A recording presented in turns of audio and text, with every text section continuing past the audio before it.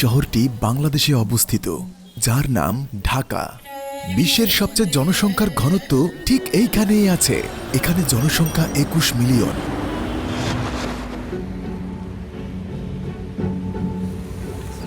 ঢাকায় 21 মিলিয়ন বাস করে। দুর্ভাগ্যক্রমে এটি বিশ্বের সবচেয়ে দূষিত দেশ, বিশ্বের সবচেয়ে জনবহুল শহর। এই শহরে শান্তি নেই বললেই চলে।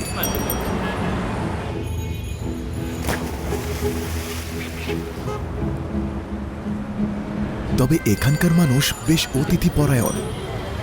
আমরা খাবার এবং মানুষের সাথে পরিচিত হব। এই শহরে কোনো শৃঙ্খলা নেই।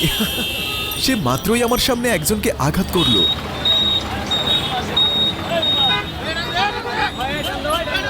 আসসালামু আলাইকুম। অসম্ভব যানজট, যদিও তারা এতেই খুশি। সালাম।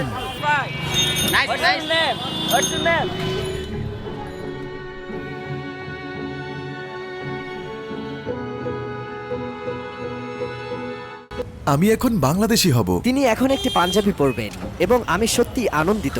আজ বাংলাদেশের রাজধানী ঢাকায় আমাদের প্রথম দিন। এটি বাংলাদেশের ঐতিহ্যবাহী পোশাক। এটাকে বলে রিকশা। এটা টুকটুকের মতো, কিন্তু ম্যানুয়াল। একজন লোক এটিকে চালিয়ে নিয়ে যায়। এটা কিছুটা অদ্ভুত এবং কঠিন বলে মনে হচ্ছে। এর জন্য প্রচুর শক্তি প্রয়োজন। যেখানে দুইজন লোক বসে আছে, এটা চালানো কতটা কঠিন একবার ভাবুন। একে বলে ভেলপুরি। এটা এখানের খুব প্রিয় খাবার। এতে শসা ও মরিচ আছে, হুমাসের মতো। হ্যাঁ, ছোলা। হ্যাঁ, এটি একটি স্ট্রিট ফুড। তো একে বলে আহসান মঞ্জিল।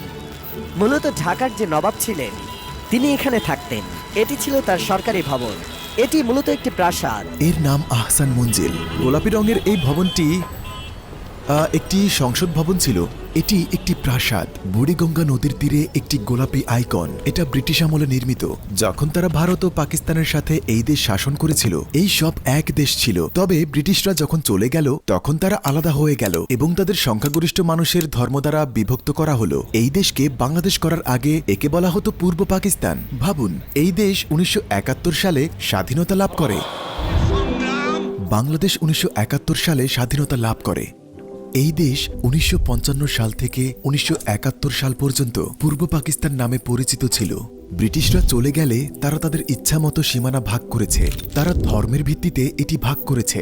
তারা পশ্চিম ভারতকে একটি স্বাধীন দেশ হিসেবে আলাদা করেছিল। এর নাম হয় পশ্চিম পাকিস্তান এবং তারা পূর্ব দিকের নাম দেয় পূর্ব পাকিস্তান। পাকিস্তান দুই ভাগে বিভক্ত দেশ। এক থেকে অন্য জাতির মাঝে 1000 মাইল দ্বারা বিচ্ছিন্ন ছিল ভারত প্রজাতন্ত্র। পাকিস্তান কর্তৃক শোষণের কারণে তারা ভারতের সমর্থনে স্বাধীনতা চেয়েছিল। তারা এর